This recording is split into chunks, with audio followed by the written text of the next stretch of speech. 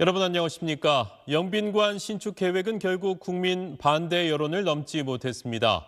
대통령실은 예산안을 국회에 제출하는 만큼 숨길 의도는 전혀 없었다고 말했습니다.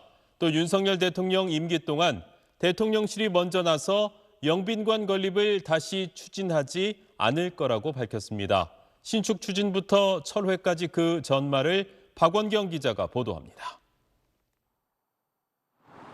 용산 영빈관 신축 계획은 대통령 경호처가 강하게 주장한 것으로 전해졌습니다. 대통령 행사를 위해선 최소 2, 3일 전부터 경호 준비를 해야 하는데 기존 청와대 영빈관은 국민에게 개방한 상황이라 불편을 끼치는 방식으론 사용하기 어렵다고 봤다는 겁니다. 또 청와대 영빈관이 1978년에 지어진 낡은 건물임을 감안해 이참에 새로 국격에 걸맞은 영빈관을 짓자는 대통령실 내부 의견도 더해진 것으로 알려졌습니다. 대통령실 고위 관계자는 대통령뿐 아니라 국회의장과 여야 정당, 총리까지 함께 쓰는 곳으로 구상해 이름도 국가영빈관으로 계획했다고 밝혔습니다. 문제는 국민과 국회에 사전 설명이 전혀 없었다는 겁니다. 대통령실은 영빈관 신축 예산이 막판에 포함됐지만 예산안이 국회에 제출되면 공개될 수밖에 없는 만큼 숨길 의도는 전혀 없었다고 강조했습니다.